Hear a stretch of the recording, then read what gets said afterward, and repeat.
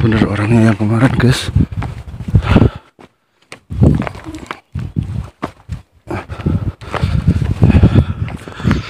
Kemarin pas saya naik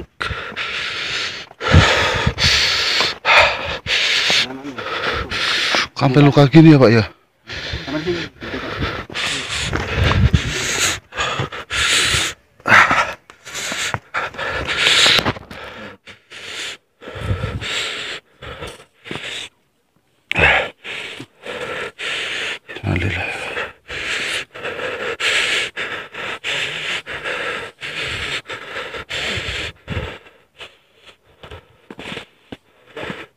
Ini berarti ketemu sampan posisi di mana? Di bawah sana Pak, di bawah tebing sana.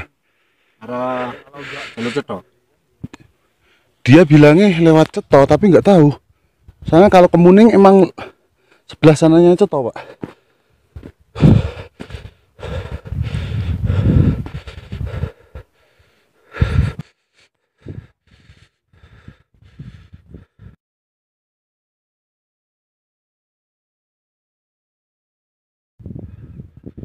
Bangsa apa Pak?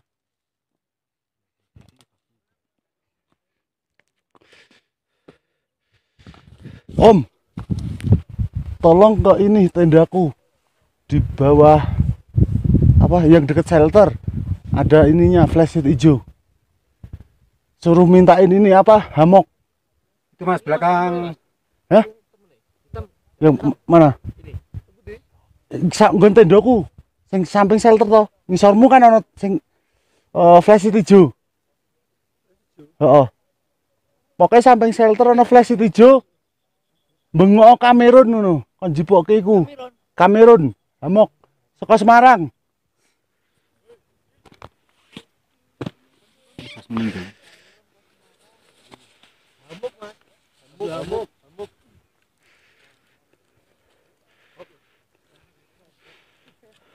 Komunikasi ya susah. Cara yang Iya.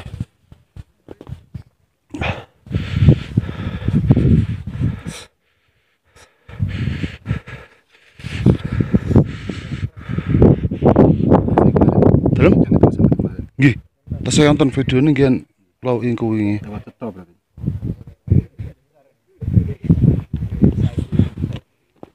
Soalnya tingkai wingi ki kula nggih curiga ngopo ngoten lho. Jadi ketemu sampan sendiri. Nggih sendiri, Pak. Sepatu bawa kemarin. Dalam? Sepatu. Boten nggih namung ngoten niku kaos kaki setunggal ngoten niku. Ini, Nggih. Wingi pas ketemu pertama nih. Kaki cuma itu juga. Dalam? Kaos kaki nih. Nggih ngoten tok. Yang satunya enggak bawa juga. Boten namung ngoten niku.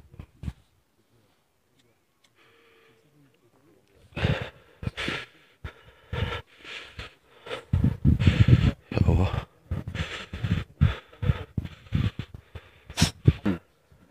Muning mriku. Wingi kula tanglet iki turene tiang 7. Terus kula tanglet ilang kemudi yang. Mboten kan engko bengi Bali ngoten. Bisa juga dia dengan bunuh-bunuh kan. Tapi ndek niki Komentar iya tuh. dalam Dia bilang bertuju kan cuma katanya. nggih mungkin nggih damel niku ya. Mungkin nanti nama-namanya kan. Nggih enten mriku. Wong pas kula minggah niku ndekne niku sempat beto jaket kalih kaos. Jaketnya warna Jakete abang kalih ireng. Jakete abang dalemane ireng yen mboten itu. Niku ki damel niku, napa niku? Metek kayu niki lho, wit niki. Terus klambine dilepas langsung. yo tau ini kan tadi. Dalam? Kemarin yo nggak pakai baju kayak gini. Nggih. Kula nggih sempat niku nanggur lendekne kelepas niku. Turene, lah ngopo Mas kok iku sireh ajeng kula seneni. Wong metik apa? Negari wit ngeten niku terus dibopong kaya bayi ku mak suwar. Tak kira kan bopong napa. Lah napa Mas nggih apa aku? Iku ngomonge si mbokku apa-apa ngoten. Ben ora adem Mas ngoten nih. Pokoknya ndek niki bar kaya nyeluki napa ngoten niku. Kuabute langsung buanter niku. Biasanya lau kemarin kan ditinggal rada mbrebah. Nggih. Biasanya njaluk kan. Nggih. Iki sing mbrebah. Iku narung didokne ya sing mbrebah.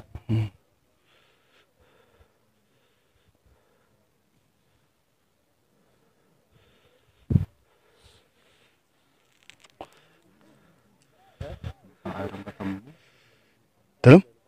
sitok orang ketemu, siapa? Nggih. Ini memang Dalam. dikukup 2 jam. Nggih. Ada bantuan. Nah, komunikasi susah so. Nggih. Adanya kan kayak ini.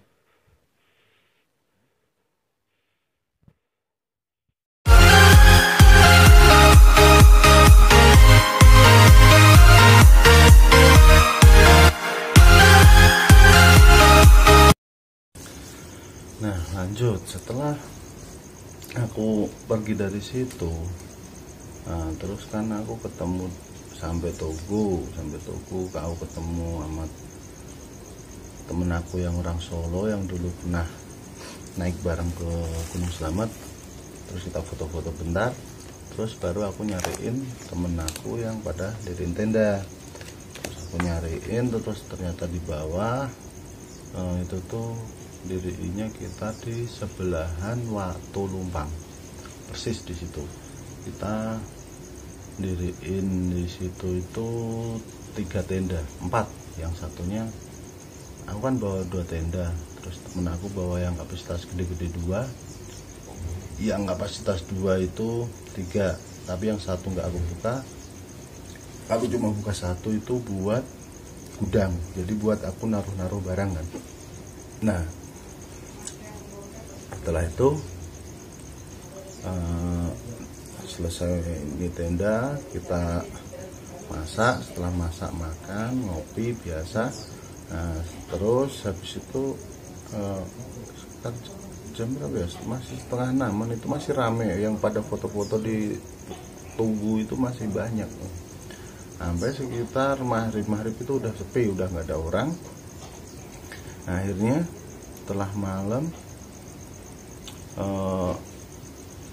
udah pada tinggal ngobrol-ngobrol biasa kan. Terus di situ tuh temen aku yang namanya Bagus itu tuh hipo lagi di situ. Nah, setelah itu kita tanganin, akhirnya sampai SB aku double lagi di situ. Terus aku suruh makan buat ngangetin badannya dia. Akhirnya udah apa ya, tapi dia masih ngerasa kedinginan. Akhirnya aku bikin ini, nyalain kompor dalam tenda itu biar bikin suhu ruangan itu tuh apa ya, lebih maksimal gitu apa angetnya. Tapi sebentar, sekitar 5 menitan lah itu udah bikin keringetan lagi tuh kalau orang yang di dalam tenda. Nah, setelah itu dia udah apa ya, suhunya udah mulai normal kan, udah nggak menggigil lagi. Akhirnya aku tuh keluar tenda lagi, terus bikin ngopi-ngopi lagi di situ. Terus akhirnya aku ada inisiatif buat bikin lobang itu buat jagain kalau nanti malam itu ada yang kebelet pengen buang air besar. Nah, makanya aku bikin lobang di situ. Nah, di situ tuh aku ngajak sama si Turhamun. Aku ngajak dia, terus aku nyari tempat itu di bawah. Kalau kalian dari Watu Lumpang itu arah turun ke jalurnya Jemoro Sewu, itu paling habis tangga itu pokoknya. Nah, habis tangga ini sebelah kanan itu aku bikin situ. Tapi kan karena malam aku nggak tahu, aku pun juga baru pertama kali kan sampai puncak situ. Nah, aku sampai situ aku bikin lubang, aku bikin 3 lubang, soalnya jagain kalau pada berasa pengen buang air besar kan, setidaknya aku udah ada lubang. Jadi ketika ada yang kebelet itu nggak harus gali-gali dulu, jadi udah ada lubang, tinggal ke situ ntar ditutup lagi pakai tanah itu kan. Nah pikir aku gitu. Nah udah selesai kita bikin lubang, aku balik lagi ke tenda. Ternyata teman-teman itu udah pada tidur. Nah udah gitu terus aku sama Toramun tuh, aku ngajak Toramun, ayo Mun, ayo kita ke ini yuk, ke Tugu. Kok aku hawanya tuh pengen kesana gitu loh. Nah udah gitu, nah Toramun bilang bentar mas tak ambil jaket, dia bilang gitu. Nah udah setelah dia ambil jaket terus kita jalan tuh, orang nggak ada semenit lah untuk nyampe Tugu. Lah dari Watulumang ke Tugu itu cuma deket. Nah udah itu udah jalan ke situ, aku muterin Tugu tuh,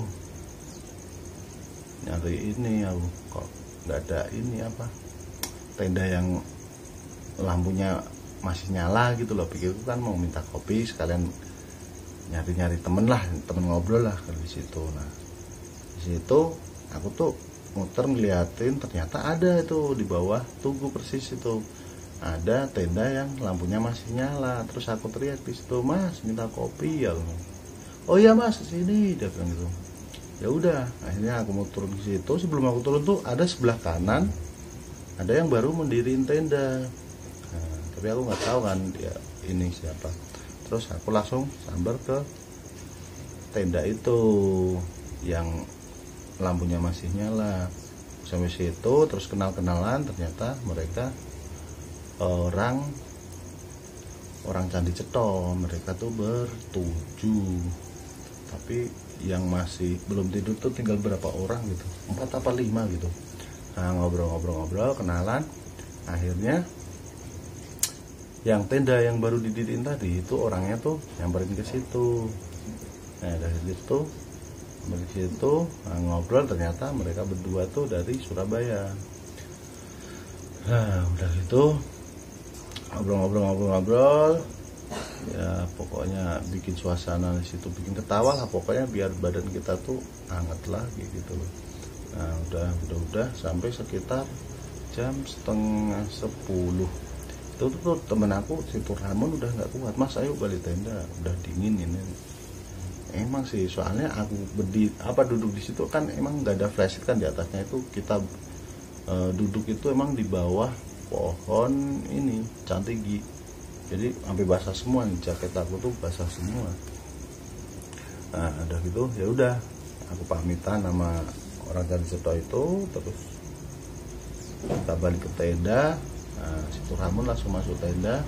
Habis itu aku entah kenapa nggak bisa tidur, aku di depan tenda tuh bikin kopi kayak gitu, sampai aku iniin kok nggak ngantuk kayak gitu. Nah udah gitu aku coba buat rebahan lah dalam tenda. Aku masuk tenda kan, kok sebelah tenda tuh kayak ada orang lewat gitu. Aku liatin nggak ada. Nah di situ aku tutup tuh pintu tenda. Kan kita tenda tuh adep-adepan kan, yang gede, yang kapasitas 5 tuh adep-adepan. Sini yang sebelah sini tuh si Bagus, Cameron, Putri sama Anifah. Terus yang di sebelah sini si John sama si Adi yang orang Klaten sama aku. Terus yang sebelah sini kan 3 gini kan. Nah yang sebelah sini si Sihab, Wafa sama si Turkamun. Nah udah gitu, udah habis itu aku buat rebahan di dalam tenda, kok nggak bisa tidur tetap aku. Terus aku denger tenda sebelah tuh kebuka, terus aku ikut ngebuka dong. Orang kedengeran krek kayak gitu kan. Udah aku ikut buka, terus aku lihat ternyata Anifah keluar, ngeluarin kepala gitulah. Kenapa? Aku nanya gitu kan. Ini mas tisu, pilek aku, dia bilang gitu kan. Oh ya udah aku ambilin kan, aku kasih ke dia.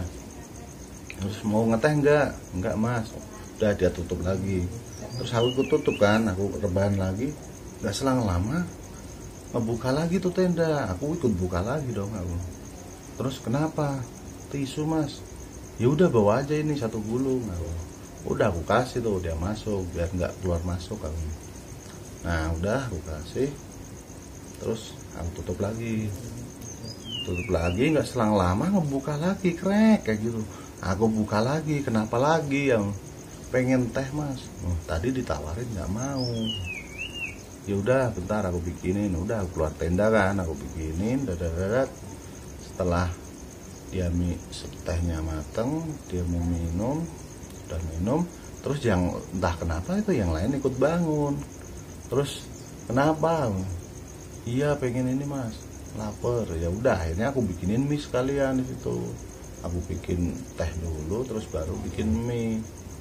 Terus itu udah ngobrol-ngobrol lagi di situ. Nah di situ ini tuh aku masih sempet bikin videonya pas tengah malam waktu pada mereka kebangun kan. Nah udah gitu kan si Putri itu kan pindah ke sini kan, pindah ke tendanya si Adit kan. Nah sambil kita ini setelah makan, terus dia mau keluar lagi, terus dia pindah ke tendanya sebelah. Terus mas aku di situ aja ya, soalnya di situ lebih hangat. Ya udah akhirnya si Putri gabung sama aku kan. Nah tapi di situ tuh si Bagus tuh aku suruh makan lagi tuh, soalnya ini apa namanya, udah badannya tuh udah normal lagi gitu. Jadi udah nggak kedinginan yang kayak tadi, kayak itu banget tuh. Akhirnya udah si Putri ikut aku. Terus akhirnya di situ kan kita berempat. Nah di situ tuh entah kenapa tuh aku ngutak-utik video yang kemarin sore gitu loh. Nah di situ tuh aku lihatin tuh, aku gabung-gabungin kan, sekalian mau aku edit tadinya. Nah di situ tuh aku sambung-sambungin semua, terus kita lihat sama Putri. Akhirnya Putri itu terlelap di situ. Nah udah Putri terlelap, aku pun ikut tiduran. Entah tengah malam tuh Putri itu kebangun kalau dia pengen pipis. Nah dari itu udah dianterin anak Manifah sama Kamerun, dia keluar. Setelah itu udah langsung masuk tenda lagi. Nah ternyata, tapi ini ceritanya Putri cerita setelah kita sampai rumah. Orang dia cerita itu setelah kita pulang tuh di motor. Mas aku pengen cerita tapi nanti aja kalau udah di rumah. Iya. Nah, tapi di situ aku kelupaan tuh mau nanyain kemarin tuh mau cerita apa gitu. Ternyata itu dia tuh pas dia kebangun pipis itu tuh dia kaget karena dia mimpi kalau dia jatuh masuk jurang gitu di mimpinya dia. Tapi kan dia cerita, aku tahunya kan setelah dia udah di rumah kan, itu pun udah selang beberapa minggu gitu. Nah udah kembali lagi itu, terus kita tidur kan. Habis itu kita bangun pagi subuhan terus sekitar jam berapa ya, jam 5:30 ya. Nah itu karena masih kabut kan, akhirnya ya udah kita masak-masak. Planning kita masak-masak, makan, foto-foto bentar, terus packing pulang biar nggak kemalaman sampai rumah. Pikirku kayak gitu, planningnya seperti itu. Tapi setelah masak-masak mulai selesai, si Adi tuh minta ini, pengen ngopi di Tugu. Mas bentar ya, apa aku pengen ngopi dulu sama Sebat di Tugu. Ya udah jangan lama-lama, bentar lagi kita makan terus kita foto-foto. Aku bilang iya, terus dia keluar kan. Nah, akhirnya itu tuh 7:30 itu. Habis itu sampai sekitar jam 8-an lah kok si Adit belum nongol juga. Akhirnya temen-temen yang lain aku suruh makan duluan. Entah kenapa aku pengen nyariin si Adit. Nah udah aku nyari, ya udah aku bilang sama temen-temen aku nyariin Adit ke atas Tugu. Nah aku jalan tuh menuju ke Tugu. Tapi sebelum aku keluar dari tenda, kata temen aku itu tuh aku keluar si Adit sampai tenda, sedangkan jalan buat masuk ke situ tuh cuma ke Tugu itu jalan ke Tugu itu cuma satu. Kalau dari tendaku ya. Nah di situ, nah, di situ kan aku nggak tahu, itu kan kata temen aku. Terus aku sampai ke Tugu, aku cari muter kok nggak ada si Aditnya. Ya udah, aku inget tuh sama orang Candi Cetos semalam kan, yang semalam ngobrol. Nah di situ aku teriak lagi tuh, Mas, udah bangun belum? Minta kopi, aku bilang gitu. Iya Mas, ini kita baru bangun. Ya udah, aku mau beranjak jalan ke tendanya itu kan, karena aku tadi nyari Adit nggak ketemu. Ya udah, aku mampir ke situ. Nah begitu aku baru mau masuk, entah di sini tuh ada ini apa? Ini Tugu ya. Nah, terus ini tendanya dia di bawahnya kan. Nah di sini tuh ada pohon cantigi. Jadi ada jalan dua di sini buat masuk ke tenda ini. Nah itu tuh aku barengan. Jadi aku mau masuk, entah kenapa aku tuh milih yang jalan sebelah kanan pohon. Nah aku mau masuk sini. Nah ini tuh barengan sama bapak-bapak yang masuk juga. Nah ketemulah di sini bapak-bapak itu nanya sama orang Candi Ceto. Mas, kamu tahu nggak pendaki yang jatuh ke jurang terus meninggal? Nah bapak-bapak itu nanya kayak gitu. Nah orang Candi Cetonya bilang nggak tahu Pak. Terus aku tuh nanya sama bapak itu, nah, emang ciri-cirinya gimana Pak? Orangnya tuh nggak pakai baju.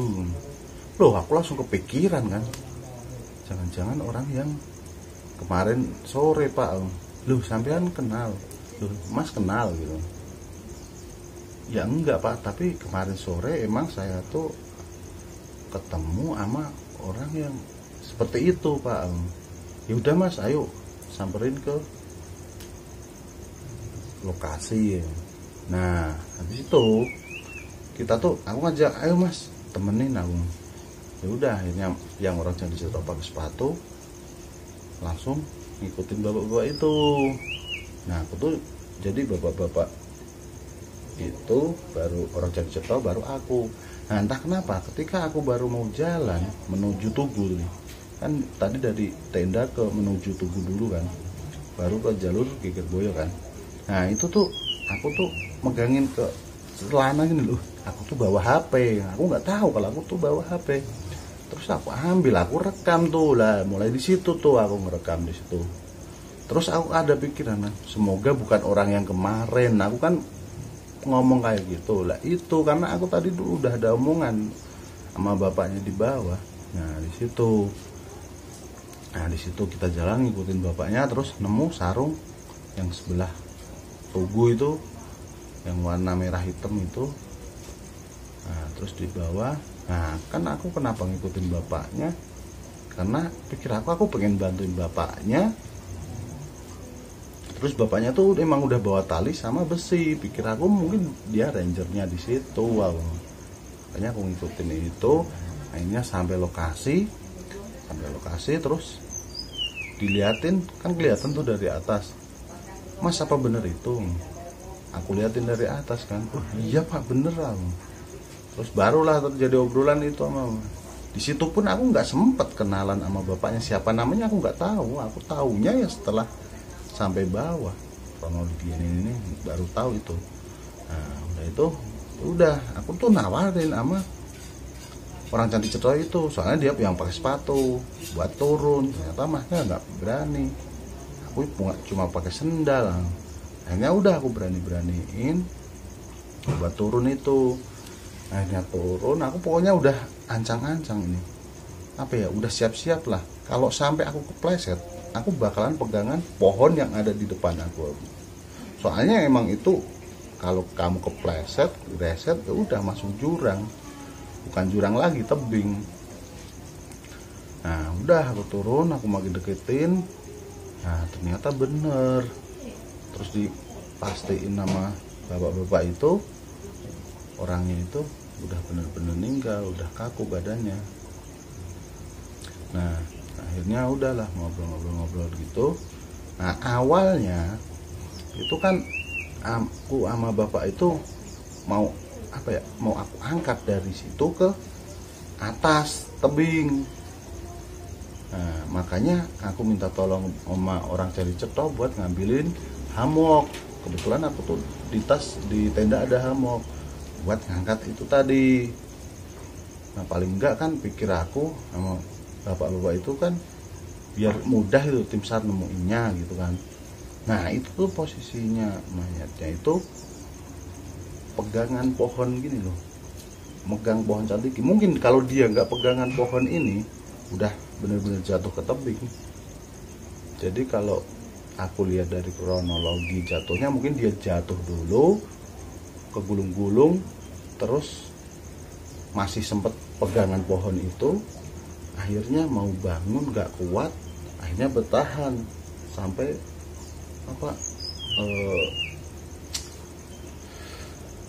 badannya tuh kaku buat bertahan tuh. Jadi akhirnya mungkin dia bertahan nggak kuat, akhirnya meninggallah di situ. Jadi baru badannya kaku. Mungkin kalau dia nggak pegangan sama pohon cantigi ini, dia ngangkep gini nih, seperti kayak kemarin sore dia bopong itu. Jadi pegangan gini. Kalau dia nggak pegangan pohon ini, udah sampingnya persis itu udah tebing itu. Mungkin nggak akan ada yang lihat gitu. Nah udah itu, ya udah akhirnya diambil hammock. Temen aku yang bagus itu yang nganterin, karena dilempar. Ya terus aku minta tolong lagi buat nyari orang buat bantuin ngangkat ke atas. Soalnya kalau kami berdua nggak bakalan kuat tahu. Akhirnya dia nyari bantuan. Ternyata yang ditunggu tadi kan masih rame. Tentu nggak ada yang berani buat bantuin ngangkat mayatnya ini. Ya udah akhirnya aku obrolin lagi sama bapak-bapak itu. Akhirnya aku pikir kalau kita iniin berdua nggak bakalan kuat naikinnya. Kalaupun kita maksa ke situ juga samarnya sidik jari kita nempel semua di situ, malah dikira kita apa ya, jadi tersangka. Istilah kata nyalahin SOP-nya lah. Akhirnya ya udah, yang penting kita udah tutupin sebagai tanda, terus dikasih batu-batu sama bapak-bapak itu. Akhirnya ya udah, ayo mas, naik aja. Bapak-bapak itu bilang gitu. Tapi di situ kan bapak-bapak nyamperin itu kertas. Mungkin kalau kalian pikir itu kertas yang dia bawa dari bawah, bukan, itu tuh kertas selfie yang biasa. Soalnya di Gegerboyo itu kalau lagi cerah itu view paling bagus di situ. Makanya banyak kertas-kertas selfie yang pada jatuhan di situ. Nah, di situ tuh udah bapaknya baru bilang gitu kan. Ayo mas ke atas gitu kan. Nah, aku kan masih ngeliatin ke bawah kan tadi. Aku baru noleh gini nih. Udah nggak ada bapaknya. Entah kemana. Terus temen aku yang bagus yang di atas itu juga nggak ngeliatin Pak Jarwo lewat gitu loh. Nah, di situ udah pikir aku udah tambah blank lagi. Udah akhirnya aku naik terus aku nyamperin temen-temen buat ini makan, packing selesai, foto-foto, ngajak foto-foto dulu deh, foto-foto. Habis itu packing, karena temen-temen udah nggak pada ini ya, staminanya udah nggak fit lagi. Akhirnya kita sepakat buat lewat Cemoro Sewu. Mungkin karena ini aku di backlist dari Cemoro Kandang katanya sih, tapi aku juga belum sempet buat nanyain ke base camp Cemoro Kandang juga. Sekalian mungkin besok aku bakalan kesana, sekalian mau nanya ini itu apa kesalahan saya, sama sekalian minta maaf di situ. Nah, udah gitu, jadi katanya saya tuh di backlist dari Cemoro Kandang. Tapi besok mau aku pastiin sekalian minta maaf di sana, kesalahan saya itu apa. Ya mungkin kalau aku pikir sih ya mungkin karena saya lintas, atau karena saya tuh nambah semalam lagi di situ gitu. Nah udah, kurang lebih cerita saya seperti itu. Kalau banyak salah kata atau tutur kata yang kurang enak, saya minta maaf yang sebesar-besarnya. Saya tuh jujur nggak pinter ngomong kalau ini.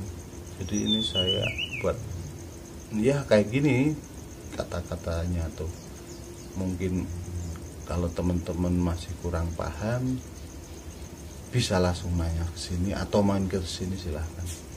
Kalau teman-teman ada yang nanyain kenapa videonya itu di blur, itu karena cara saya buat ngormatin almarhum. Kalau kalian penasaran buat lihat ini, ya udah silahkan datang sini, aku liatin. Tapi kalau untuk di video, untuk nggak di blur, mohon maaf saya nggak bisa. Ya udah sekian,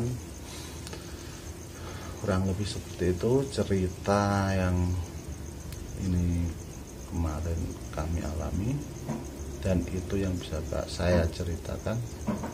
Kurang dan lebihnya saya minta maaf yang sebesar-besarnya, dan terima kasih buat teman-teman semua yang udah masih nungguin cerita ini.